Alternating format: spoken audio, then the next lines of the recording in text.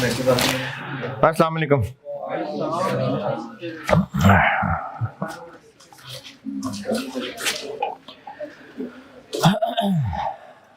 दुरूद शरीफ पढ़ लो।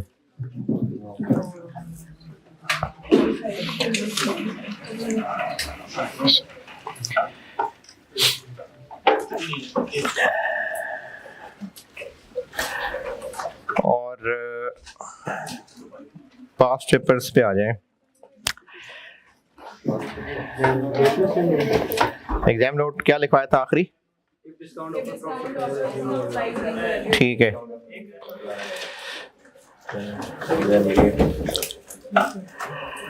बताइएगा क्या क्या पढ़ाया मैंने। एक मैंने होल्डिंग कॉस्ट परसेंटेज वाली बात बता दी, ठीक है, और डिस्काउंट वाली बात बता दी, और बस।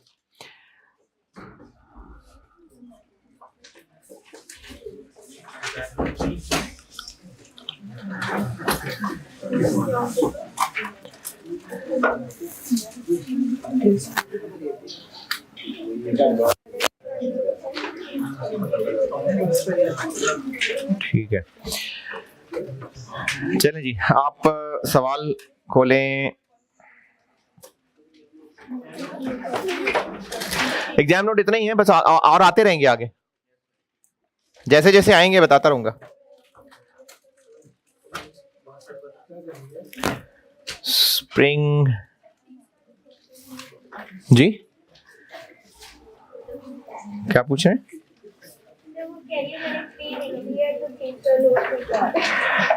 अच्छा,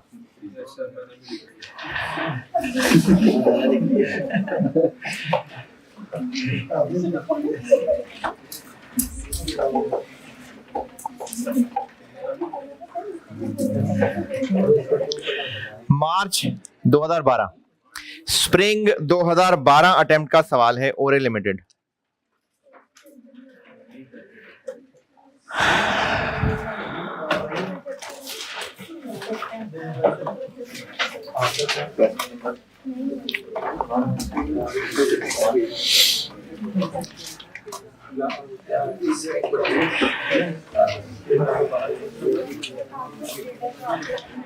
बैक की बुक में, अच्छा, ये इन्वेंट्री मैनेजमेंट की शुरू हो गई क्लास।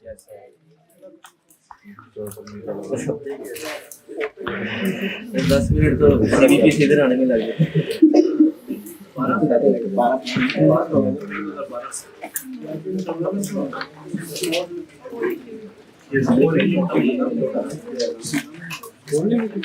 हाँ जी, ओरे लिमिटेड कहाँ है ये? पेज 17, क्लास वर्क 9,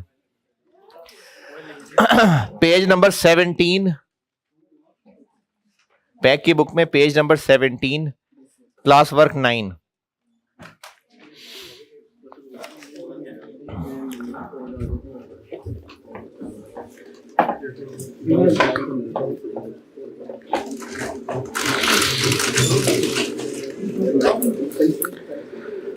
पढ़ ले, मैं करता हूं सवाल, पढ़ लीजिए, मैं करता हूं बोर्ड पे।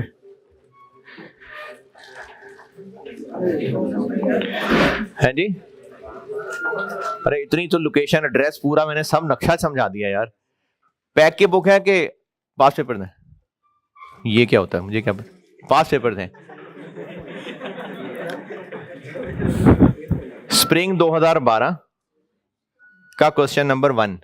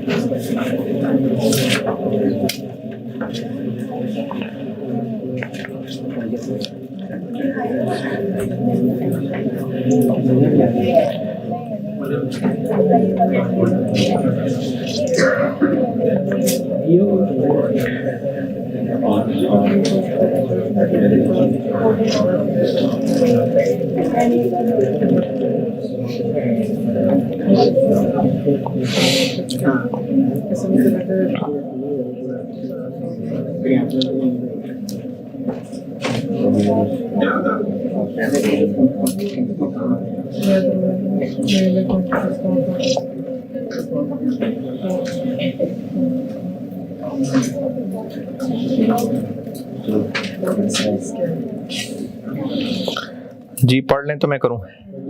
पढ़ लिया। कैसे पता इस चैप्टर का सवाल है?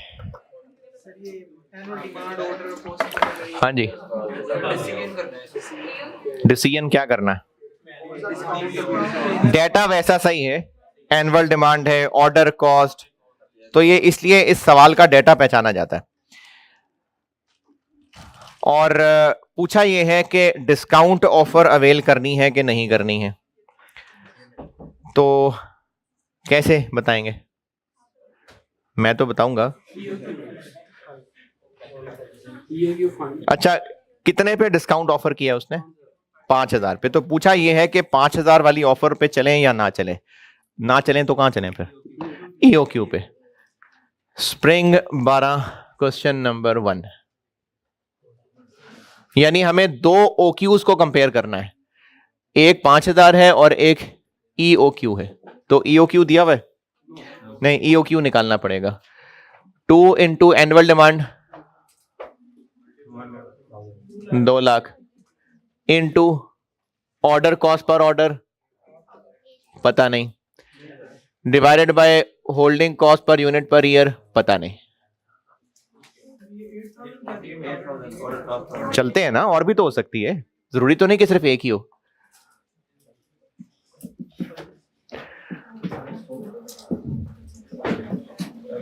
हाँ जी, ऑर्डर कॉस्ट क्या क्या है? शुरू से आते हैं, शुरू से टॉप पे। ये 1,000 रुपए क्या है? Purchase cost. पॉइंट नंबर 1 में उसको मजीद एक्सप्लेन किया हुआ है वैसे, लेकिन चलें उसी से आगे चलते हैं। स्टोरेज कॉस्ट होल्डिंग कॉस्ट है, इंश्योरेंस कॉस्ट होल्डिंग कॉस्ट है। अगर ट्रांजिट इंश्योरेंस होती तो फिर ये ऑर्डर कॉस्ट होती। Storekeeper salary holding cost है। Cost incurred on final quality check at the time of delivery. इसमें दोनों मतलब लिए जा सकते हैं कि जब हम कस्टमर को चीज बेचने लगते हैं तब इंस्पेक्शन करते हैं, और यह मतलब भी लिया जा सकता है कि जब हम खरीद के लाते हैं तब इंस्पेक्शन करते हैं। अगर हम खरीद के लाते हैं तब इंस्पेक्शन करते हैं तो है तो ये ऑर्डर कॉस्ट, लेकिन इररेलेवेंट है। क्यों? क्योंकि ये 10 रुपए क्या है पर ऑर्डर? कहां लिखा है? ये सारा टेबल क्या है? ये सब पर यूनिट है। यूनिट मतलब जूतों, ये टायर्स का पेयर है, ये टायर्स का जो पेयर है वो 1 यूनिट है, तो पर पेयर है ये सब कुछ। तो इंस्पेक्शन कॉस्ट अगर इसको हम मान लें कि जब सप्लायर से लेने लगते हैं तब हम ये 10 रुपए खर्च करते हैं, तो चूंकि 10 रुपए पर यूनिट है तो मैंने कहा था कि ऑर्डर कॉस्ट अगर पर यूनिट हो तो रेलिवेंट नहीं होती। क्यों नहीं होती रेलिवेंट? क्योंकि जब भी उसका total for the year calculate करेंगे वो उतना ही रहेगा जितना मर्जी OQ है। प्रैक्टिस है ना, ये और बेहतर होगी बात कि रेलिवेंट है कि नहीं है, ये प्रैक्टिस से बेहतरी होगी।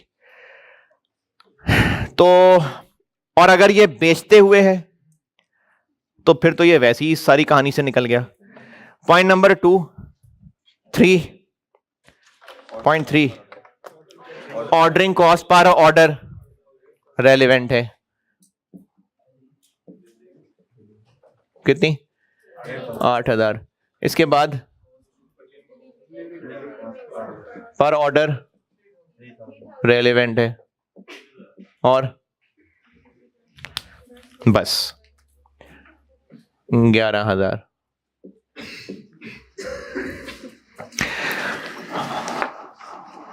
हाँ जी, order cost per order,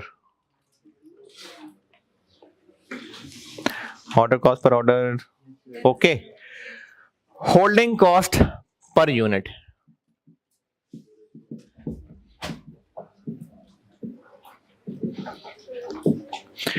holding cost क्या क्या है?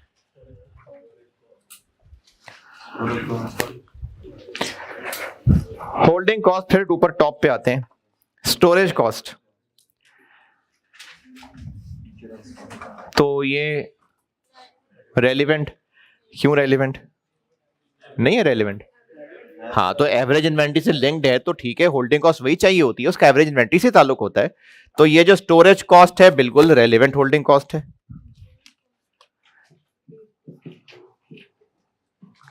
कितनी? 80। इंश्योरेंस कॉस्ट, इसका ताल्लुक भी वो कह रहे हैं एवरेज इन्वेंट्री से है, 40 60। स्टोर कीपर की सैलरी, लेकिन उन्होंने दी तो पर यूनिट हुई है, वो जबरदस्ती उन्होंने बना पर यूनिट दी है एब्जॉर्ब कह के, है तो ये सैलरी, तो ये नहीं होगी रेलिवेंट। और उससे अगला cost incurred on final quality check, ये वैसे ही होल्डिंग कॉस्ट नहीं है, ये तो कस्टमर को बेचते हुए वाला खर्चा है। और आगे चलते हैं, पॉइंट नंबर 1 2 3 4 5 5।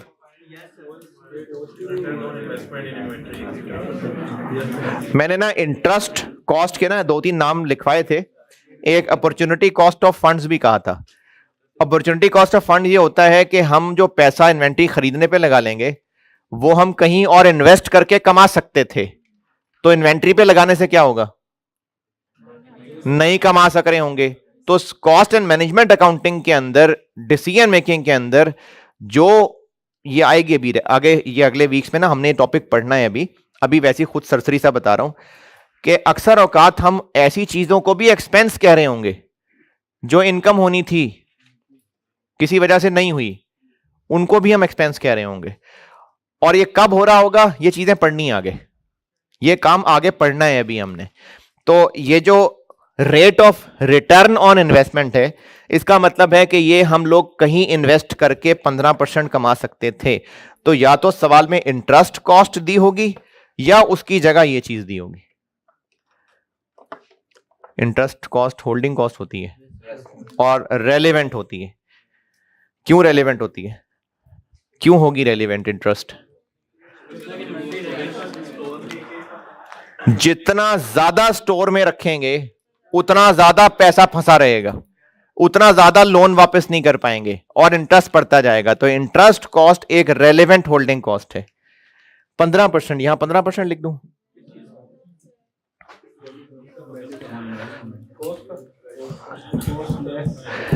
तो फिर इसको किसी परसेंटेज पे लगाना पड़ेगा ना। तो वो आपको कहा था कि परचेज कॉस्ट पे, तो परचेज कॉस्ट कितनी है? 900 रुपए। 900 रुपए है, क्योंकि पॉइंट 1 में लिखा हुआ है कि वो जो ऊपर 1000 नजर आ रहा है, 100 रुपए तो उसमें ओवरहेड्स डाले में बिला वजह के, तो परचेज कॉस्ट तो 900 रुपए, तो 900 रुपए इंटू 15% जी 135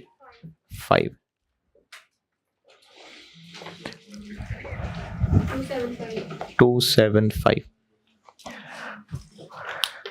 तो EOQ बन जाएगा 11,000 डिवाइडेड बाय 275, पूरा 4,000।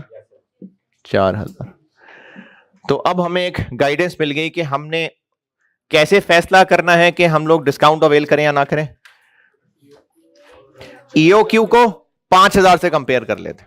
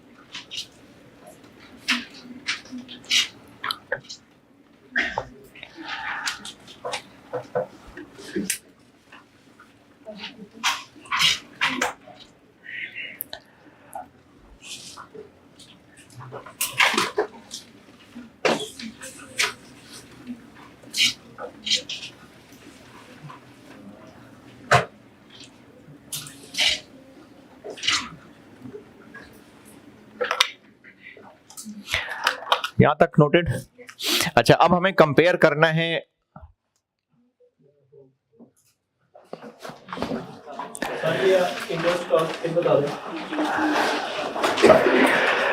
इसमें ये बताना है कि कैलकुलेट कैसे किया, या ये बताना है कि ये होल्डिंग कॉस्ट रेलिवेंट क्यों है।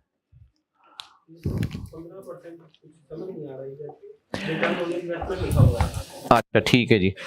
होल्डिंग कॉस्ट की लिस्ट में एक दफा आपको मैंने इंटरेस्ट कॉस्ट एक आइटम लिखी थी, और इसको होल्डिंग कॉस्ट इसलिए बताया था कि गुड्स खरीद के स्टोर में लाएंगे तो पैसे जाएंगे जेब से। क्यों जाएंगे पैसे जेब से? गुड्स खरीदेंगे और वो पैसा यकीनन लोन लिया होगा। कैसे पता लोन लिया होगा? सवाल में इंटरेस्ट कॉस्ट बता रहा है तो लोन लिया होगा। और वो जो लोन लिया होगा वो वापस कब कर पाएंगे? जब चीजें बिकेंगी, पैसे आएंगे तो लोन वापस कर देंगे। अब जब तक चीजें स्टोर में पड़ी हैं लोन वापस कर पाएंगे? तो इंटरेस्ट पड़ता जाएगा। तो इसलिए इंटरेस्ट कॉस्ट एक होल्डिंग कॉस्ट है। अगर इस क्वेश्चन में इंटरेस्ट कॉस्ट दी होती तो फिर यहां लेने में कोई हर्ज तो नहीं था। पक्की बात है ना। ये जो rate of return on investment दिया हुआ है ना, जब तक आप लोग शॉर्ट टर्म डिसीजन मेकिंग नहीं पढ़ लेते तब तक आपको ये बात उस तरह से समझ नहीं आएगी। इसलिए बस है ये इंटरेस्ट कॉस्ट, ये रेट है, रेट ऑफ रिटर्न है इंटरेस्ट कॉस्ट। बाकी जब रेलिवेंट कॉस्टिंग पढ़ाऊंगा ना तो मिल जाएंगे इस चीजों का जवाब। तो एक ऑर्डर साइज कंपेयर करना है 4000 और एक करना है 5000। और अब की बार रेलिवेंट सिर्फ ऑर्डर और होल्डिंग कॉस्ट नहीं है, परचेज कॉस्ट भी है। ये लास्ट टाइम जो 2-3 बातें बताई थी उनमें ये भी थी एक। तो अब हमने टोटल परचेज कॉस्ट भी लिखनी होगी। टोटल परचेज कॉस्ट कैसे निकालते हैं? Total for the year, annual demand into per unit purchase price. तो EOQ के लिए परचेज प्राइस तो ये 900 ही होगी। के 1000 900।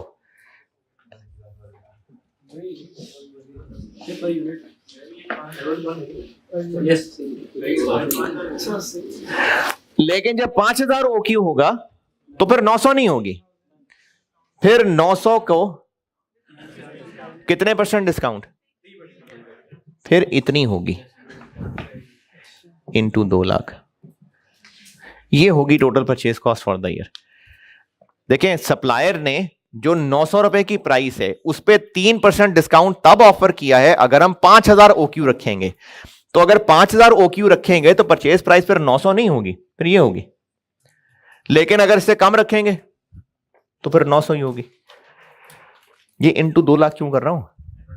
क्योंकि total purchase cost for the year ये कुछ दिन पहले बताया था, ये पर यूनिट को एनुअल डिमांड से मल्टीप्लाई करके निकालते हैं। तो पहले का आंसर क्या बन गया? 180 मिलियन। चलो ये ले 1000 में, ये थाउजेंड्स कर लिया। और इधर 174,000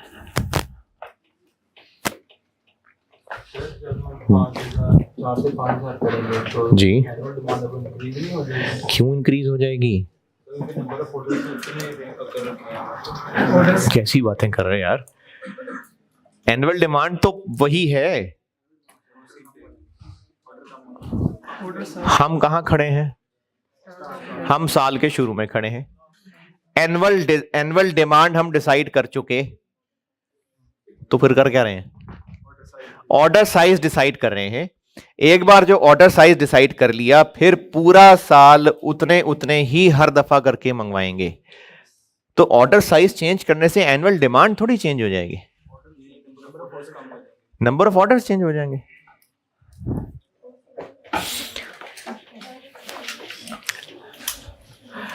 कुछ समझ आ रहा है कि मैं अपने आप से बातें कर रहा हूं? हाँ जी, क्या हो गया? तो ना लो यार क्लास, हिला ना करो ज्यादा। Total order cost for the year, order cost per order, यानी ये 11,000 जो कि वर्किंग 1 में निकाल चुके, इनटू 2 लाख बाय OQ। अगर OQ 4000 हो तो क्या बन गया 550, OQ 5000 हो तो 440।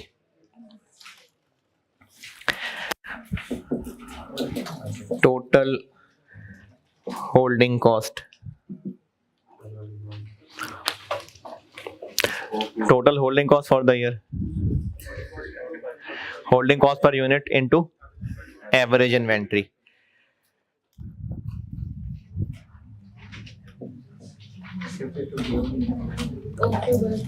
OQ बाय, अच्छा इस केस में भी ये 275 ही रहेगी। देखें मैंने यहां और यहां दोनों में ऑर्डर कॉस्ट 11000 ही रखी है, तो क्या होल्डिंग कॉस्ट पर यूनिट यहां भी और यहां भी 275 ही रहेगी या चेंज हो जाएगी? क्यों? क्योंकि जब मैंने पूछा कि यहां भी 275 पर यूनिट और यहां भी 275 per unit, purchase price change होगी तो इंटरेस्ट चेंज हो जाएगा, इंटरेस्ट चेंज हो जाएगा। तो इसलिए इसके लिए तो 275 ही है, 4000/2, लेकिन इसके लिए 275 नहीं होगा, वो दोबारा से कैलकुलेट करनी पड़ेगी इंटू 5000/2। नहीं समझ आई? चलें कोई बात नहीं, दोबारा कोशिश कर लेते हैं। अब मैं होल्डिंग कॉस्ट निकाल रहा हूं फॉर डिस्काउंट ऑफर। क्यों अलग निकालनी पड़ रही है? क्योंकि इंटरेस्ट कॉस्ट है जो कि परसेंटेज लग रही है परचेज प्राइस पे, तो अब जब डिस्काउंट ऑफर पे परचेज प्राइस ही चेंज हो जाएगी तो फिर आंसर अब भी 135 आएगा, चेंज आ जाएगा। तो अब होल्डिंग कॉस्ट इसलिए 275 नहीं रह जाएगी। Storage cost 80, insurance cost 60, interest cost अब 15% जो लगेगा ना वो 900 के 97% पे लगेगा।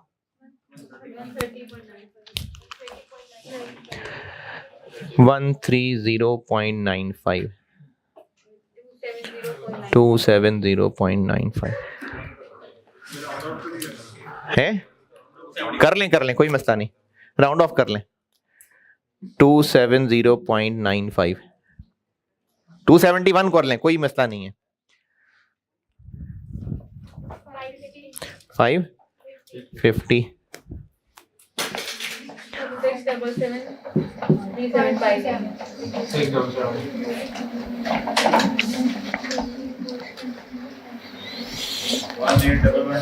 1811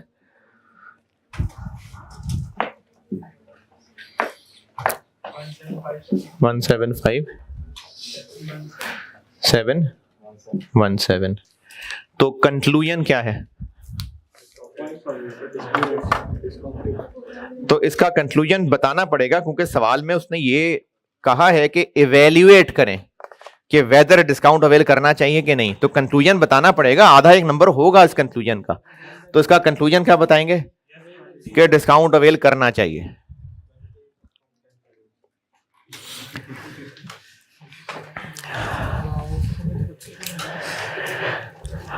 अच्छा, इसी सवाल की ना मैं एक और रिक्वायरमेंट की वैरायटी बताता हूं।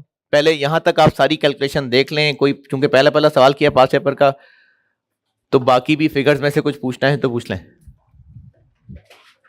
EOQ क्यों निकालना पड़ा? क्योंकि अगर ये फैसला करना है कि डिस्काउंट लेना है कि नहीं लेना तो किसी से कंपेयर करके पता चलेगा ना। तो other than discount EOQ best होता है, तो इसलिए EOQ से कंपेयर करना पड़ रहा है। ये मैंने आखिर में बात लिखवाई थी, ये पिछली क्लास में की थी बात है। थोड़ा सा जल्दी है सवाल, ये आगे आएगी बात। ये कैलकुलेशन डन। अच्छा, इसमें मैं एक और वैरायटी पूछ रहा हूं, सवाल की रिक्वायरमेंट नहीं थी, मैं एक और वैरायटी ऐड कर रहा हूं। इस सवाल की एक और रिक्वायरमेंट अभी रजिस्टर पे लिख लें, बेशक सवाल पे लिखनी है, सवाल पे लिख लें। Calculate total annual savings, calculate total annual savings if discount offer is accepted. यानी अगर हम डिस्काउंट ऑफर एक्सेप्ट कर लें तो साल में टोटल कितनी सेविंग्स होंगी, कितना फायदा होगा हमें। तो क्या करें, दोनों का डिफरेंस ले लें। सिर्फ इसका डिफरेंस नहीं, इसका डिफरेंस। तो इसका जवाब है इन दोनों का डिफरेंस।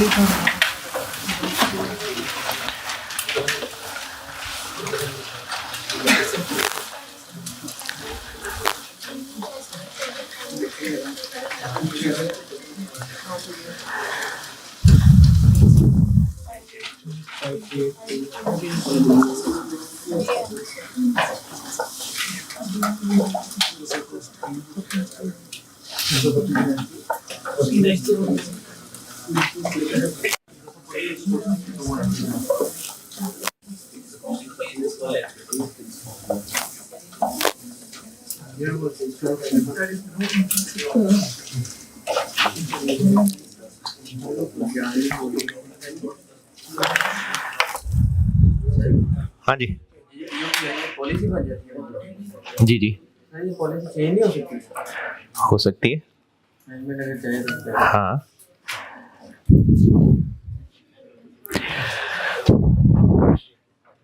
ओके, चलें अब आ जाएं स्प्रिंग 10 पे। Spring 10, spring 10 question number 2। Spring 10 question number 2,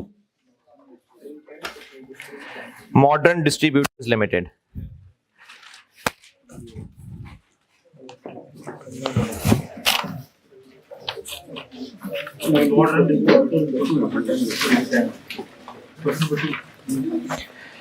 back की बुक में पेज 14, क्लास वर्क 7।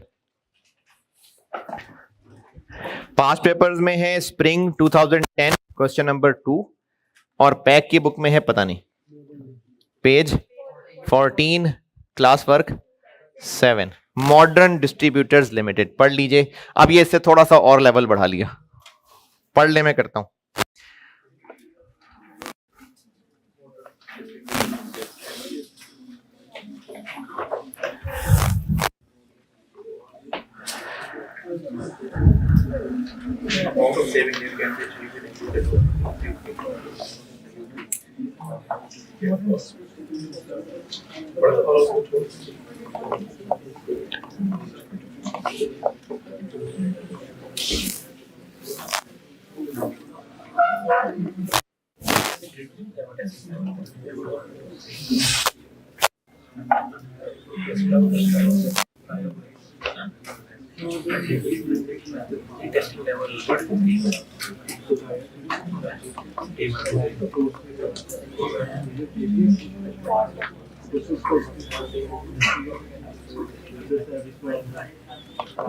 सवाल पढ़ लें, सवाल।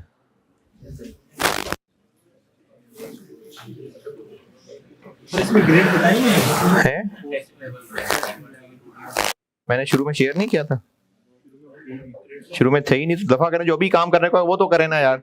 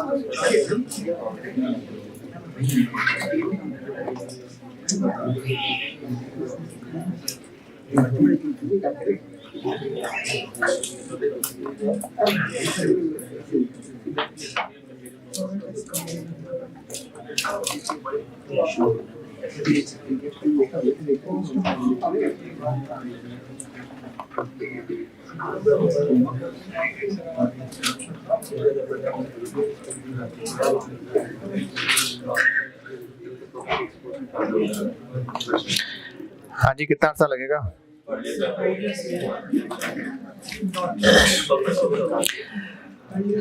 सवाल की रिक्वायरमेंट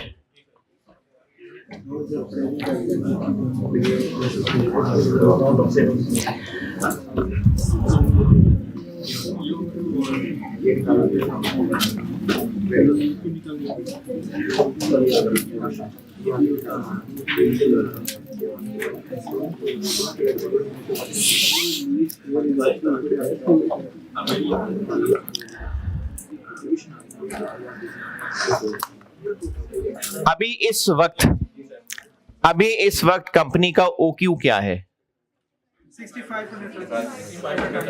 60। ये कैसे पता चल रहा है? Presently MDL follows the policy of purchasing 6500 at a time. ये एग्जिस्टिंग OQ है और रिक्वायरमेंट में लिखा हुआ है कि अगर EOQ पे शिफ्ट कर गए तो फिर टोटल सेविंग्स कितनी होंगी? क्या करना है कैलकुलेशन? 6500 और EOQ इन दोनों पे कंपैरिजन करना है। कैसे पता चल रहा है इस चैप्टर का सवाल? EOQ। चलो ठीक है, माशाल्लाह।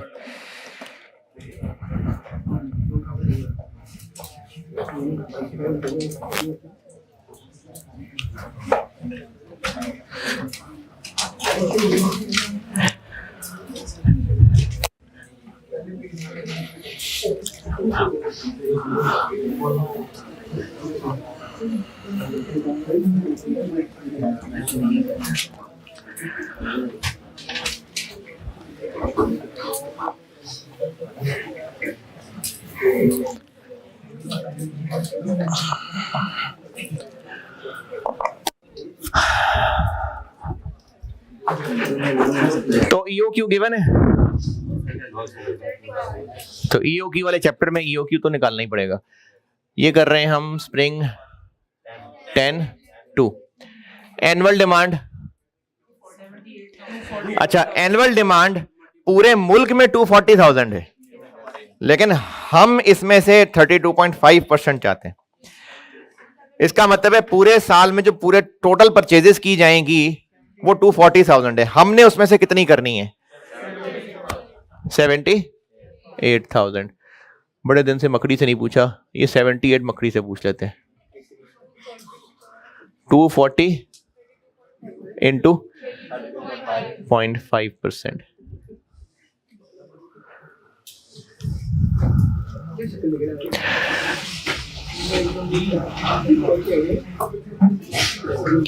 ऑर्डर कॉस्ट,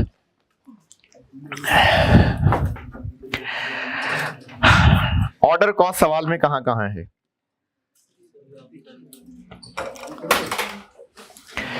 जी, पॉइंट नंबर 1, 2, 3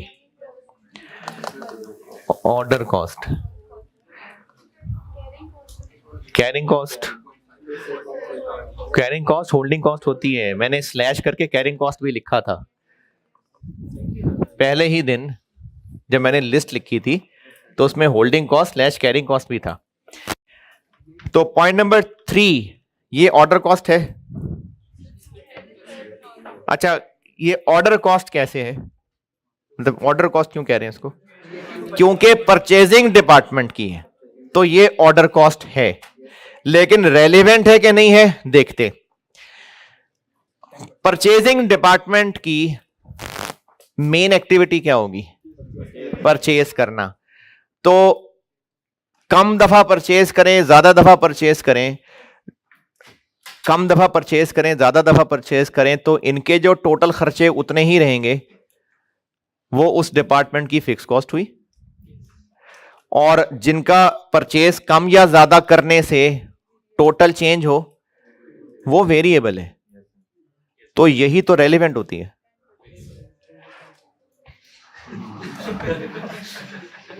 तो एक एग्जाम नोट लिख लें कि ऑर्डरिंग या परचेजिंग डिपार्टमेंट की अगर वेरिएबल कॉस्ट दी हुई है तो वो एक रेलेवेंट ऑर्डर कॉस्ट है। ऑर्डरिंग डिपार्टमेंट या परचेजिंग डिपार्टमेंट या प्रोक्योरमेंट डिपार्टमेंट, अगर इनकी वेरिएबल कॉस्ट दी हुई है तो वो एक रेलेवेंट ऑर्डर कॉस्ट है। Purchasing department, ordering department, procurement department.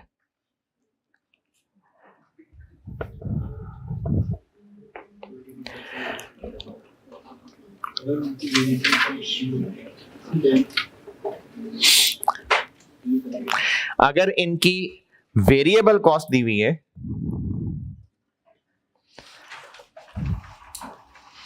तो वो एक रेलेवेंट ऑर्डर कॉस्ट है।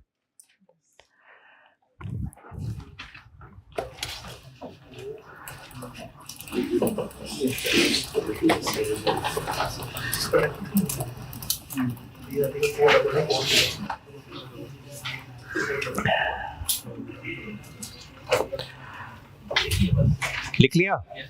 तो point number 3, annual variable costs associated with the purchasing department are expected to be 4224000।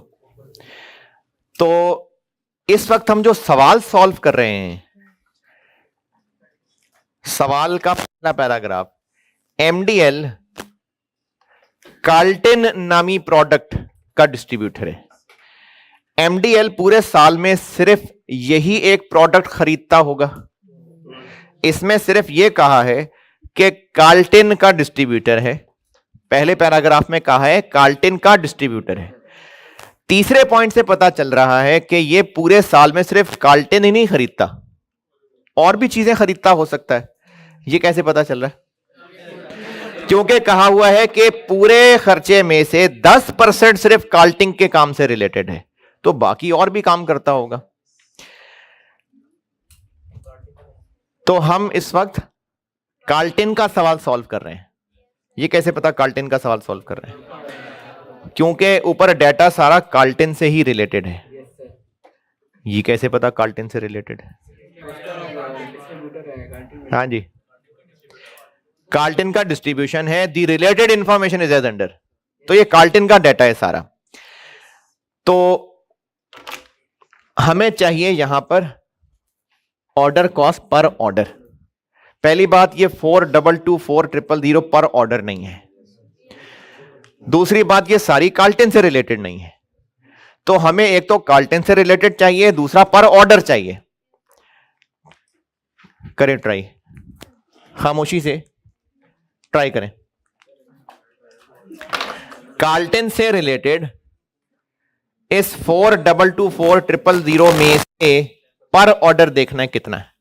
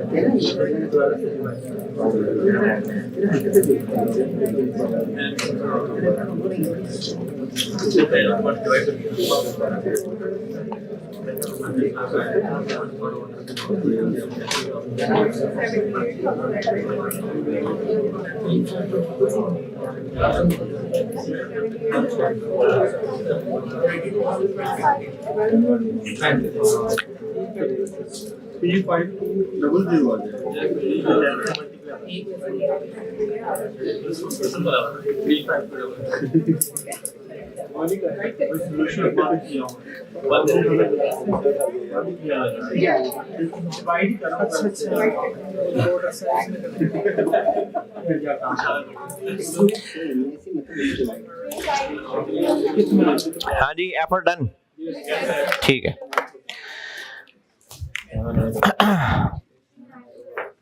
422400 में से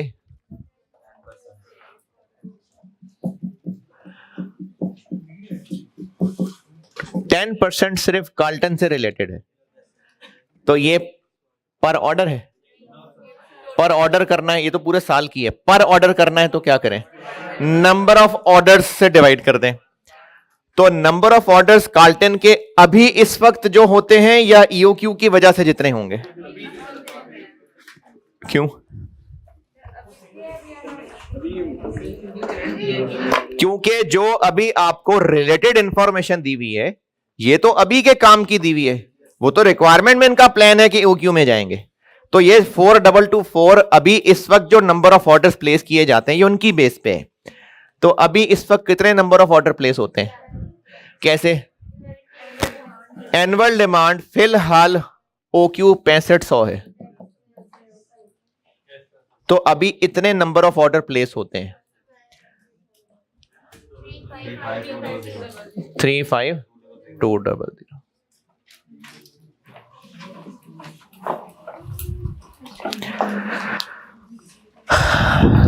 हाँ भाई, तो ऑर्डर कॉस्ट में एक तो हो गई यही ऑर्डरिंग डिपार्टमेंट की कॉस्ट 35200। और कोई ऑर्डर कॉस्ट सवाल में? चलें, बस यही है। होल्डिंग कॉस्ट सवाल में कहां कहां है? एक ही है, और वो है कैरिंग कॉस्ट, जो कि 1% है।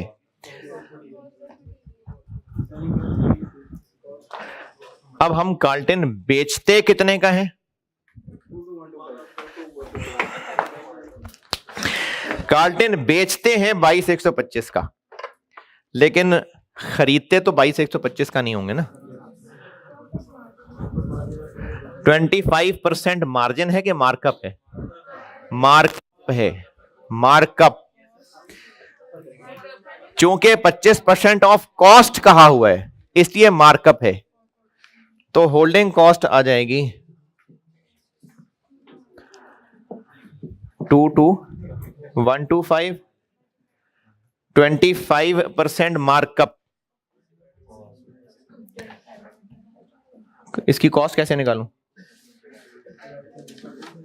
ये ऐसे 25% मार्कअप है। बिल्कुल समझ नहीं आया। 22125 सेल वैल्यू है, इसमें मार्कअप 25% शामिल है, तो ये 100 है कि 125 है? ये देखो 125 लिखा भी हुआ है। ये सेल प्राइस 100 है कि 125 है? 25% मार्कअप है। मार्कअप में कॉस्ट 100 होती है, तो सेल प्राइस फिर 125 है। तो अगर ये 125 है तो 100 क्या होगी? ये आ गई कार्ल्टन की कॉस्ट और ये लग गया साथ 1%। 177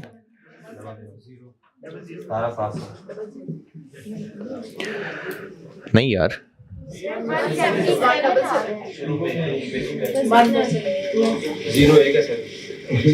एक भी नहीं है यार। कैलकुलेटर ने करना है, आपने कौन सा उंगलियों पे गिनना है? यस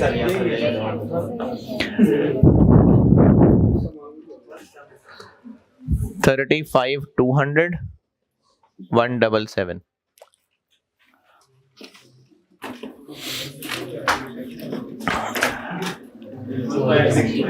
है जी 5570।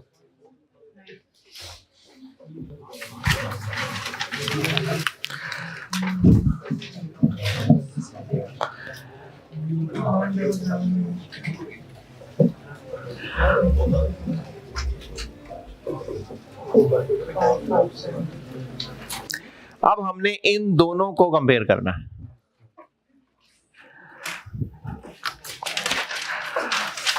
करें जल्दी से सॉल्व करें, आप लोग सॉल्व इसको पूरा करें। डिस्काउंट है कहीं? नहीं, तो हमने निकालनी है बस टोटल ऑर्डर कॉस्ट और टोटल। और ये जो एक वर्ड लिखा हुआ है ना, ये हमने पढ़ना है आगे। अभी मैं वैसे खुद ही बता देता हूं, ये जो बफर स्टॉक लिखा हुआ है इसको सेफ्टी स्टॉक कहते हैं। ये सेफ्टी स्टॉक है। आखिर में जो बफर स्टॉक है ना, ये सेफ्टी स्टॉक है। चले करें सॉल्व, सवाल करें पूरा सॉल्व अब।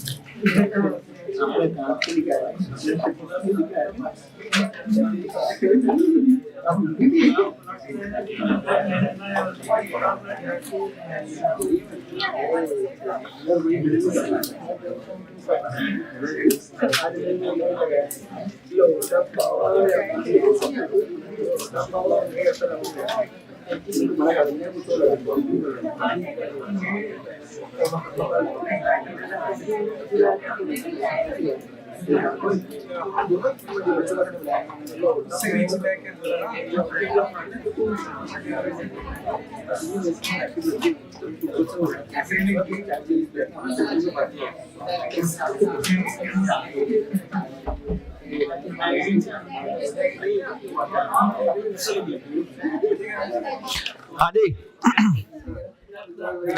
टोटल ऑर्डर कॉस्ट के लिए total order cost 35,200 into annual demand 78,000 divided by OQ। तो जब OQ रखेंगे ये तो आंसर आ जाएगा 492926।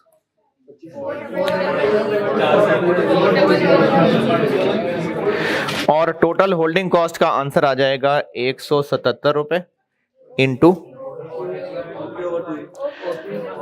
2000 प्लस OQ बाय 2। ये सेफ्टी स्टॉक भी आएगा 2000 का। 84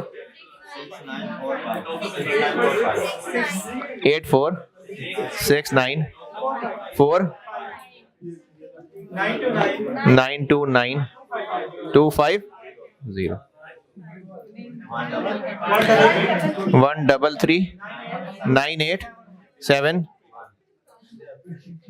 1 135 16 और आराम से ना 50। पूछा क्या था, किस बात की सेविंग्स? अगर यहां से EOQ पे शिफ्ट हो गए तो कितनी सेविंग्स होंगी, तो कितनी होंगी?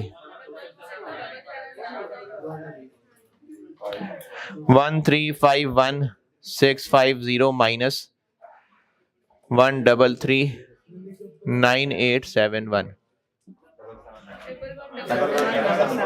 11779 बस।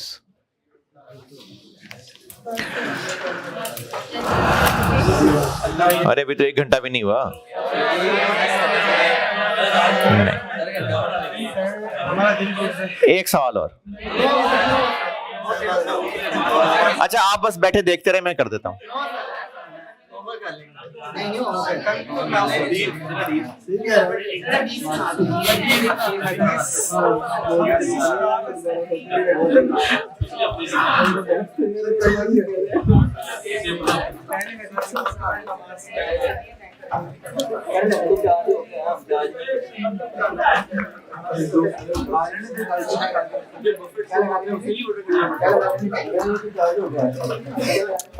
नहीं, वो शुरू से रखा होता है।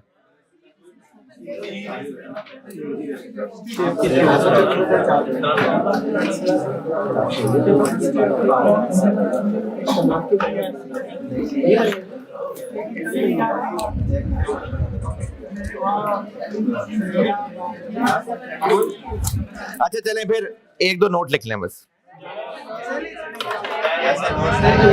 सर वैसे नोट दे दें आपको शुरू में लिखवा देना। शुरू में क्या करना चाहिए था? शुरू में कब? अच्छा अभी लिखवाऊंगा, लेकिन नोट्स लिखें भी दो, जहां जगह मिलती है लिख लें, आगे लिखें, जैसे जैसे आते जा रहे हैं लिखवाता जा रहा हूं।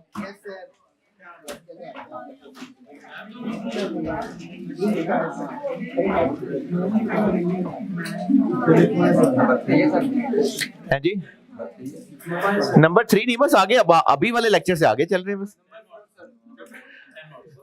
ओ भाई लेक्चर में आगे चलते जा रहे हैं, आप नंबर 4 क्या, बस आगे चलें। फिर से नंबर 1।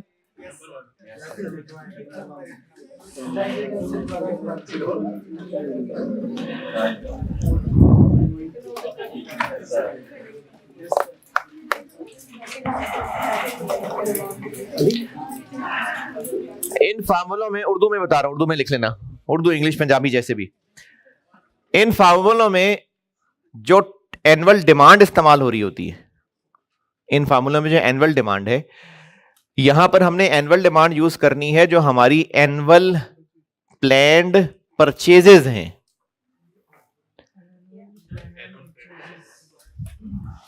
हम कहां खड़े हैं? साल के शुरू में। तो इन सारे फार्मूलों के अंदर जहां जहां भी एनुअल डिमांड है, उससे मुराद हमारी इस साल की प्लैन्ड एनुअल परचेजेस हैं। बजटेड मैंने कहां लिखवाया? अच्छा प्लैन्ड का वर्ड छोड़ दें, परचेजेस हैं। दोबारा सुन लें, दोबारा। अभी तक जितने सवाल किए उनमें कहीं भी किसी भी फार्मूले में एनुअल डिमांड इस्तेमाल किया है? तो ये क्या है? जो इस साल हमने टोटल परचेजेस करनी है, ये वो है। तो उसमें लिखवाने वाली क्या बात थी? हो सकता है आपको सवाल अगर ट्रेडिंग बिजनेस का है तो सेल्स दी हो सकती है, वहां से फिर परचेजेस तक आना होगा। नहीं समझ आई? चलें ठीक है, नहीं समझ आई, दोबारा बताता हूं। हमने इन फार्मूलों में जो एनुअल डिमांड इस्तेमाल करनी है वो हमारी एनुअल परचेजेस हैं। अगर क्वेश्चन में गिवन है तो ठीक है, नहीं तो हो सकता है ट्रेडिंग बिजनेस है तो सेल्स गिवन हो। हाय हाय कितना मुश्किल काम कर रहा हूं मैं।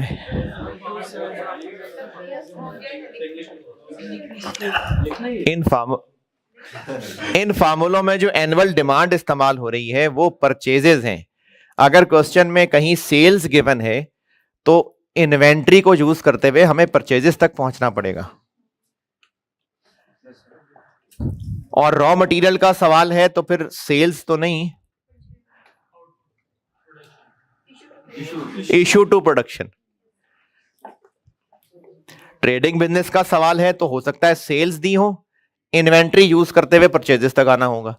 और रॉ मटेरियल का सवाल है, हां तो भी परचेजेस ही होनी चाहिए। अच्छा चलें, इतना काफी है कि परचेजेस होती हैं। अब अगर आपको परचेजेस नहीं दी हैं तो उल्टा चल के कैसे परचेजेस तक पहुंचना है वो सवाल पे डिपेंड करता है।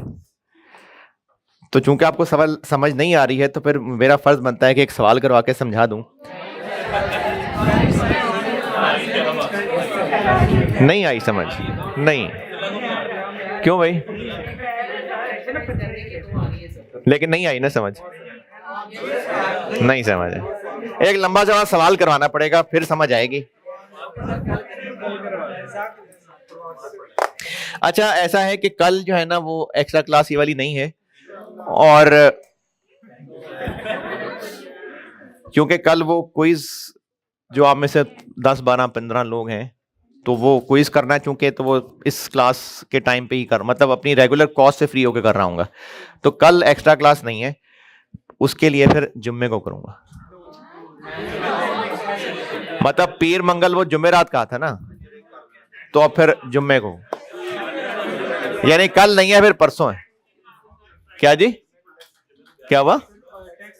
तो वो तो वैसे भी आप थोड़े से लोग होते हैं, बाकी तो ऑनलाइन देख ही लेते हैं। हैं? नहीं नहीं नहीं, बहुत, ये भी मैं बयान ही करूंगा, कॉस्ट बयान करूंगा आपके सामने। है? हाँ, वो ग्रुप में आप हैं कोई इनमें के?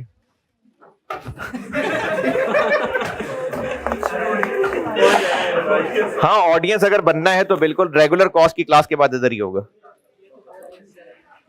ऑडियंस बनना है, बिल्कुल जरूर बने। ठीक है, अल्लाह हाफिज़।